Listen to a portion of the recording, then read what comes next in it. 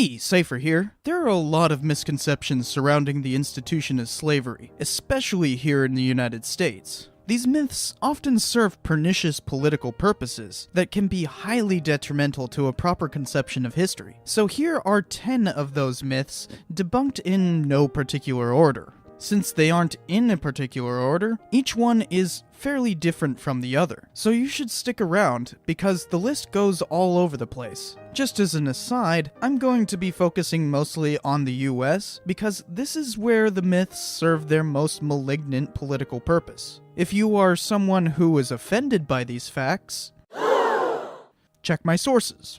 As per usual, they are in the description.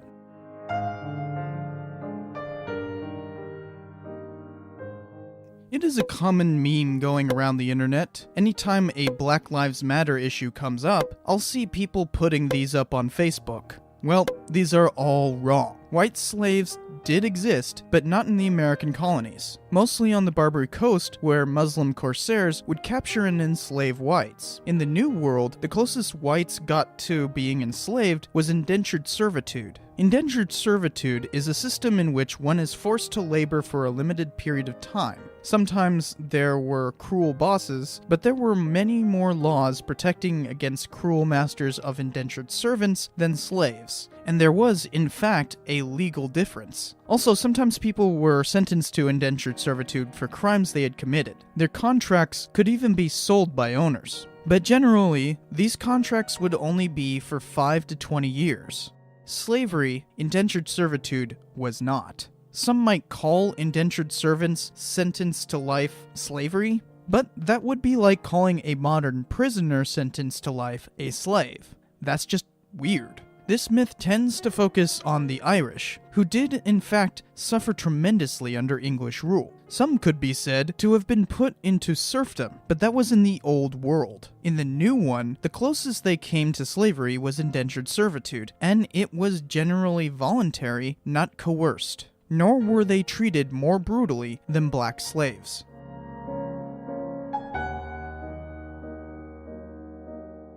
The invention of slavery predates history itself. While it is generally incorrect to say that ancient Persian and Egyptian states practiced slavery, we know from their records that slavery existed in surrounding states. Furthermore, there is archaeological evidence that shows it was a common practice throughout the world, and nearly every place in the world had slavery at some point in its history or prehistory. Chattel slavery, as in the practice of hereditary race-based enslavement, was something that was practiced throughout the Middle East and Asian steppe for centuries prior to 1492. In fact, much of Islamic states practiced it until the fall of the Ottoman Empire in 1918, and some well after that. The last African country to abolish slavery was Mauritania, and it happened in 1981, and it is still a problem for many countries. Several countries, especially Mauritania, still have prominent illegal and de facto slavery. Since the government is unwilling to enforce its mandates against slavery, many people still hold slaves today. European empires, such as the Greeks and Romans, had practiced slavery and were crucial to their economies. The only real reason why they stopped was that the system of serfdom implemented after the Roman Empire made slavery kind of unnecessary for a while.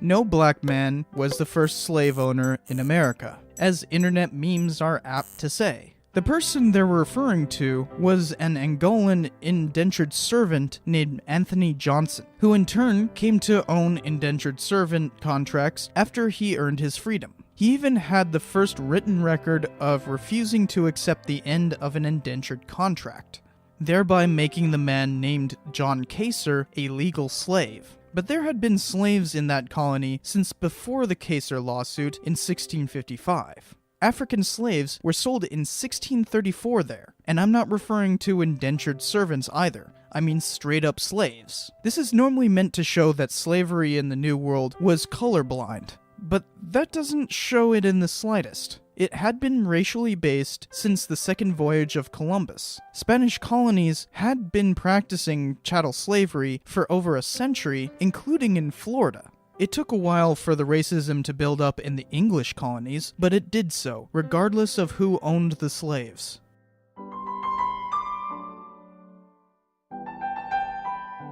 The Civil War was not initially fought to end slavery. Abraham Lincoln was very clear in 1862 by stating, "If I could save the Union without freeing any slave, I would do it. And if I could save it by freeing all the slaves, I would do it. And if I could save it by freeing some and leaving others alone, I would also do that."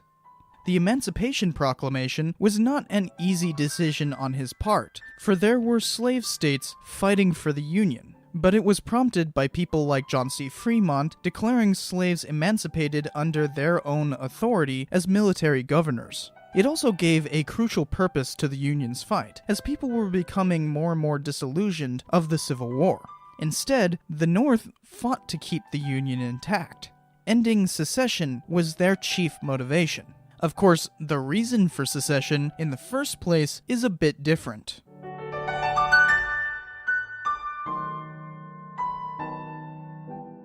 Oh boy, is this a thorny issue. I've done an entire episode on the causes of the Civil War, but it is absolutely undeniable that slavery was a chief motivation for secession. In every document proclaiming secession, slavery is explicitly mentioned.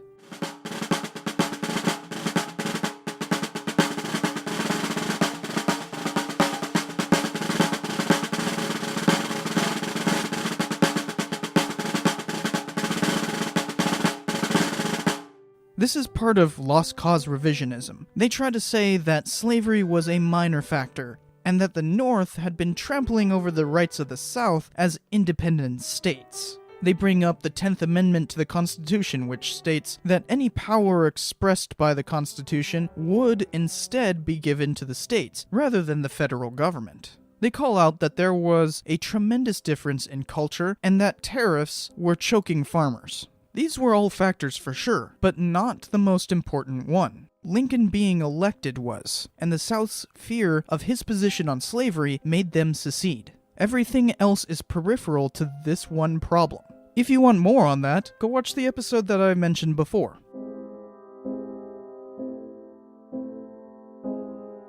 In 1860, the time of the last census before the Civil War, roughly 36% of freemen in the South owned slaves. That would seem insignificant, since they were in the minority overall. But as one article pointed out, that is roughly the same percentage of Americans with college degrees right now. It is not an insignificant number. Furthermore, the Southern social system was entirely dependent on their peculiar institution. So even if they were not slave owners, most were heavily entrenched in a way of life that was absolutely dependent on slavery.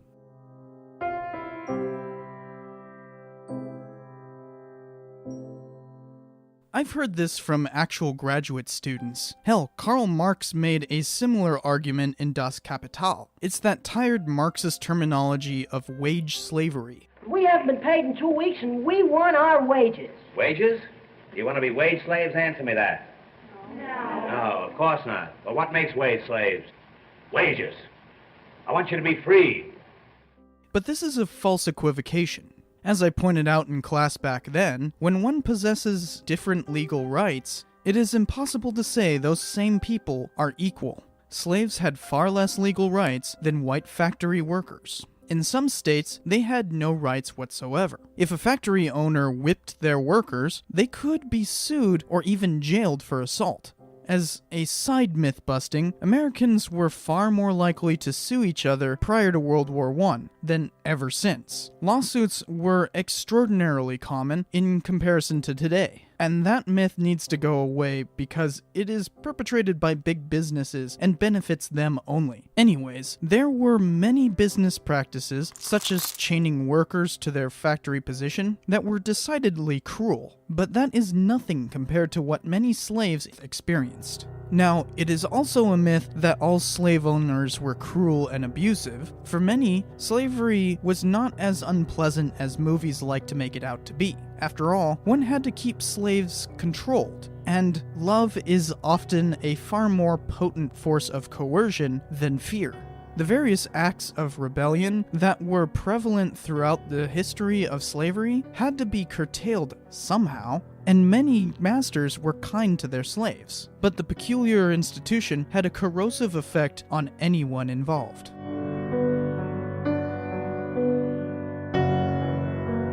It is true that there were slaves who were forced to work for the Confederacy. There is no record of slaves voluntarily working for the Confederacy save for one particular instance. Towards the end of the Civil War, the Confederate Congress passed a bill that allowed for a slave regiment to be created. It was supposedly voluntary, but then again, so was their Conscription Act. And conscription, by no stretch of the definition, can be defined as voluntary. In either case, the regiment that was created never saw action, and was a divisive issue for the Confederates in general.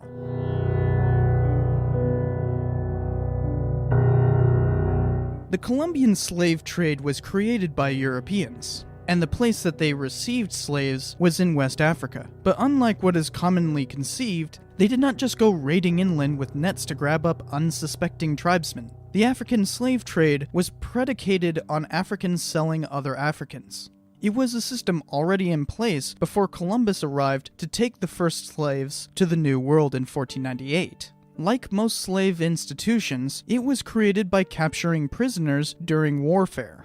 Europeans had no need to kidnap Africans, like they show in movies all the time. Africans were already doing that for them. They developed an entire economy around that trade. This devastated Western Africa, which has yet to recover from the economic circumstances imposed by the transatlantic slave trade. That doesn't vindicate Europeans for their slave trading, of course. Two wrongs don't make a right, let alone how Europeans would encourage the trade through their economic incentives and political maneuvering in Africa. It was a lucrative business, after all. It just means that Africans were active participants in the trade and not only victims of it.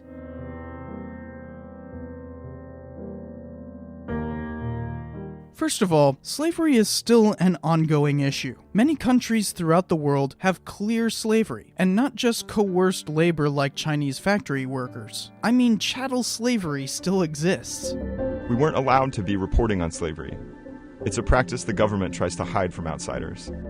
But as we would find, slavery is everywhere in Mauritania, if you know where to look. It is illegal worldwide, but practiced anyways in a number of countries, so slavery has not ended. Furthermore, abolishment of slavery was not an invention of white people. The Qin dynasty were the first recorded abolitionists. They are the reason why we call that country China. China, China, China, China, China, China, China, China, China, China, China, China, China, China, China now. And the first Chinese emperor was an abolitionist. Slavery fluctuated throughout world history. The idea that slavery is inherently wrong does not originate in Europe, nor is it particularly unique there. Abolition was also motivated by slave revolts. Slaves were not just docile servants, but often actively opposed their own enslavement. Slave revolts happened throughout the modern period, one of which culminated in the liberation of Haiti, long before most European countries abolished slavery. Even when they were forced into the most wretched conditions possible aboard ship on the Middle Passage, there were around 250 shipboard slave revolts. It was such a problem that slave ships often had barricades to defend themselves against such revolts. There's also a kind of disgusting side to claiming that whites freed the slaves. For how wonderful it is that the captors freed the captives. How nice of them to just decide on their own volition to stop oppressing people. This is a particularly pernicious myth, because it makes slaves objects rather than actors in their own right, as well as completely forgetting the Western powers were particularly egregious when it came to the abolition of slavery. All of these myths need to be stopped.